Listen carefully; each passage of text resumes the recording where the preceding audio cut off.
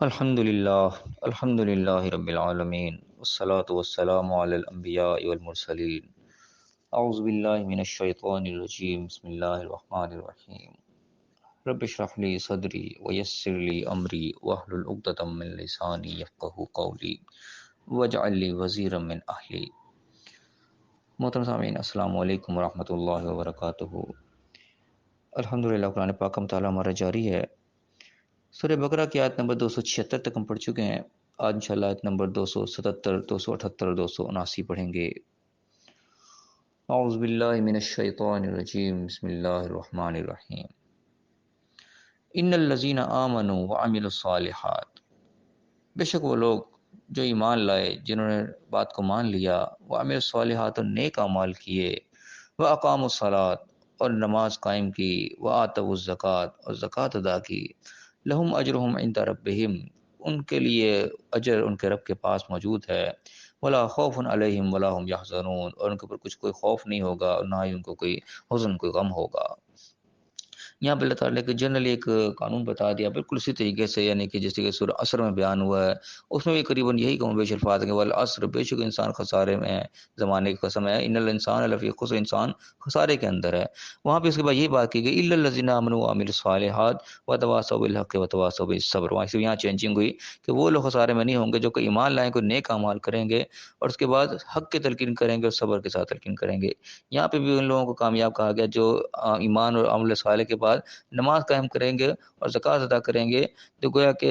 اولین چیز جو وہ ایمان اور عمل صالحات ہے، ایمان لے اللہ کی بات کو ماننے والے ہو گئے اور اس کے بعد نیک عمل کرنا شروع کر دیے۔ اس کے بعد اللہ نے دو چیزیں بتائیں کہ اقام الصلاۃ، نماز کو قائم کیا، زکوٰۃ ادا کی، تو ان کے پاس کوئی خوف، ان کو کوئی غم نہیں ہوگا، ان کا اجر اور ان کے رب کے پاس محفوظ ہو گیا۔ اب یہاں پہ دو چیزیں خاص طور پہ اہم بتائی جا رہی ہیں۔ نماز کا قائم کرنا، تو نماز یعنی کہ ایک تو پڑھنا ہے نا، سمپل نماز کیسے پڑھ رہے ہیں، تو مختصر یوں سمجھ لیں کہ نماز پڑھی تو مسجد میں جاری ہوتی ہے، لیکن قائم جو ہوئے تو وہ باہر آ کے ہوتی ہے، دنیا میں کو قائم کیا جاتا ہے باقاعدہ۔ جو وعدے ہم نے نماز میں اللہ کے سامنے ہم کرتے ہیں، ہمیں نماز،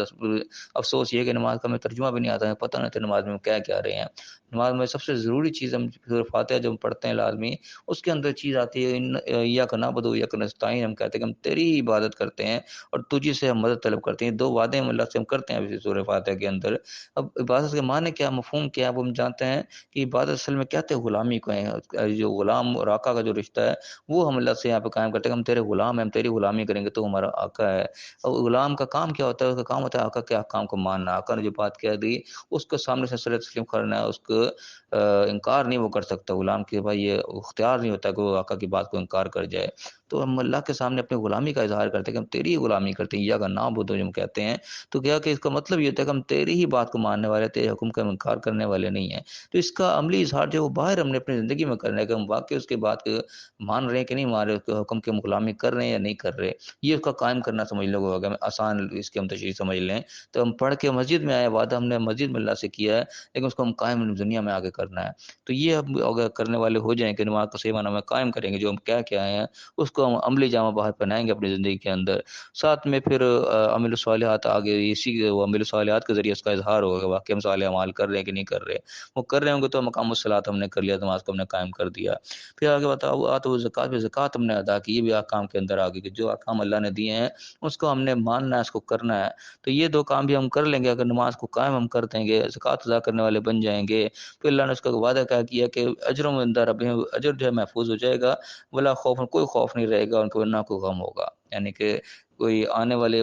چیزوں کا خوف ہوتا ہے، اصل میں حزن جو ہوتا ہے، غم، وہ پچھلے گزر جانے والی چیزوں کا ہوتا ہے۔ تو دونوں چیزوں سے انسان محفوظ ہو جائے گا، آنے والے خوف سے بھی اس کو کوئی خطرہ نہیں ہوگا کہ پتہ نہیں یہ نہ ہو جائے، وہ نہ ہو جائے، یہ خوف ہی ختم ہو جائے گا۔ اور پیچھے جو گزر چکا کا حزن، اس کا غم ہونا کہ ہو یہ کیوں ہو گیا، یہ کیسے ہو گیا، کاش یہ نہ ہوتا، یہ حزن، یہ غم، یہ چیزیں اس کی زندگی سے نکل جائیں گی۔ دنیا میں بھی یہاں پہ خوف و حزن سے محفوظ رہے گا اور انشاءاللہ آخرت میں بھی محفوظ رہے گا۔ یہ اللہ کے وعدے ہیں، سمجھو کہ جو غیب میں ہیں۔ اب یہ ایمان بالغیب کی چیز ہے، اگر ہمارا غیب پر ایمان ہے تو ہمیں یہ چیزوں پہ یقین ہونا چاہیے کہ اللہ نے جو اصول بتائے ہیں، اس کے نتائج میں جو فوائد بتائے ہیں، یہ ایسا ہی ہو کے رہنا ہے۔ یقین ہمارا کامل ہوگا تو یقین ہمارا عمل بھی مضبوط ہو جائے گا۔ اس کے بعد اگر اللہ فرمایا کہ یا ایھا الذین آمنوا، اللہ تعالیٰ ایمان والے سے مخاطب ہوا، فرمایا یا ایھا الذین آمنوا اتقوا اللہ، اللہ سے ڈرو، اللہ کا تقوی اختیار کرو، وذروا ما بقی من الربا، اور چھوڑ دو جو رہ گیا تمہارے لیے سود میں سے، ان کنتم مومنین، اگر تو ایمان والے ہو، یعنی کہ ایمان والے تم ہو، اپنے آپ کو ایمان والا کہتے ہو، تو اللہ تمہیں مخاطب ہو کے کہہ رہا ہے کہ چھوڑ دو جو سود تمہارا باقی رہ گیا، اس کو چھوڑ دو، ختم کر دو، معاف کر دو گویا کہ پچھلی جو ہم نے کل آیات پڑھی تھیں اس میں سود کا معاملہ ڈسکس ہوا تھا، اور خاص طور پہ دو چیزیں اس میں جو تھی، حرم اللہ احل اللہ البیع و حرم الربا کی بات آئی تھی، اللہ نے بیع کو حلال کیا اور ربا کو حرام کہا۔ اس میں ہم نے جو مختصر اس کو سمجھا تھا اس کو بھی ہم ایک دفعہ ریپیٹ کر لیں کہ بیع کرو کہ اس چیزوں کے اندر آئی کہ اللہ نے حلال کی، اس کے اندر ہم اس کو اپنے طور پہ ہم ڈیفائن کریں، کیونکہ ایک اختلافی مسئلہ ہے، لوگ اس کے معاملے میں بڑے اختلاف میں الجھے ہوئے ہیں، کوئی سود کو کوئی ڈیفینیشن بیان کرتا ہے، کوئی ڈیفینیشن بیان کرتا ہے، پر جو میری سمجھ میں آئی تھی وہ میں نے بیان کی تھی کل کی اپنی آڈیو کے اندر کہ بیع میرے نزدیک وہ ہر چیز ہے، وہ منافع ہے جو کہ آپ نے طے کر لیا، اس کی ایک لمٹ طے ہو گئی۔ کوئی بھی منافع ہے جو ہے، مثلا کہ میں آپ سے یہ چیز آپ نے میرے سے خریدی، اس میں میرے یہ 10,000 روپے منافع، 10,000 منافع طے کر لیا، وہ منافع اس سے بڑھے گا نہیں، اس کے طریقہ کار چاہے وہ ایٹ دا اسپاٹ لے لیا جائے یا اس کو آہستہ آہستہ کچھ عرصے کے اندر لے لیا جائے، جس طریقے سے بھی اس کو طے کر لیں، منافع طے ہونا ضروری ہے۔ جو منافع طے نہیں ہوا، یعنی کہ اس کا ہم نے مہینہ تو طے کر لیا، ہر مہینے آپ سے میں نے 10,000 لینے دیا، وہ کتنے مہینے لینے ہیں وہ ہم نے طے نہیں کیا، ایک مہینے 10,000 منافع آ گیا، پھر 10,000 آ گیا، پھر 10,000 آ گیا، نہ کوئی 10 سے 20 ہو گیا، 20 سے 30، 40، 50، 60 ہوتا چلا جا رہا ہے، بالکل اس طریقے سے IMF نے پاکستان کو قرضہ دے دیا ہے، اس کے اوپر وہ منافع لیے جا رہا ہے، وہ سالانہ اس نے طے کر لیا، ہر سال آپ نے اتنا دینا ہے جی، وہ کتنے سال تک دینا ہے، وہ 10 سال 20 سال وہ دیتے چلے آ رہے، ختم نہیں ہو رہا۔ یہ جو منافع جو ختم نہیں ہو رہا ہے نا، اس کی لمٹ کوئی طے نہیں ہوئی، کتنی دیر یہ منافع جاتا رہے گا، یہ ربا کے اندر چلا جاتا ہے جی۔ جو بھی اس قسم کی کمٹمنٹ ہماری ہے جس میں ہمارا منافع طے نہیں ہے، اس کی چاہے لمٹ طے نہیں کی، اس کے حساب سے وہ طے نہیں ہوا یا ویسے ہی طے نہیں ہوا کتنا منافع لے رہے ہیں، وہ ربا کے اندر چلا جاتا ہے، وہ حرام اللہ نے کہا۔ ہاں، جو منافع ہم نے طے کر لیا کہ چیز آپ نے میرے سے خرید لی ہے، اب اس کے اوپر میرا یہ 10,000 پروفٹ ہے یا 10 لاکھ پروفٹ ہے، جو بھی وقتی طور پہ پروفٹ ہم نے طے کر لیا، اب وہ طے ہے، اب ہم نے ایٹ دا اسپاٹ وہ لے لینا ہے یا اس کو ہم نے 10 سال کے عرصے کے اندر لینا ہے، تو جو بھی ہم نے لینا ہے وہ طے جب ہو چکا تو وہ بیع کے اندر آ جائے گا، اس کو اللہ نے حلال کہا کہ منافع کا طے ہونا ضروری ہے، جو ہم منافع آپ کا ایک لمٹ کے اندر آ گیا، وہی چیز قسطوں کی کے اندر بھی آ جاتی ہے کہ قسطوں کی چیز آپ نے بیچ دی، اس کے اندر ایک لمٹ لگا دی کہ 1 سال کے اندر یہ پیسے لیے جائیں گے، کیونکہ اس کا بھی لمٹ ہونا ضروری ہے، کتنے پیسے لیے جائیں گے وہ آج ہی طے ہو جائے گا کہ یہ 1 لاکھ کی چیز ہے،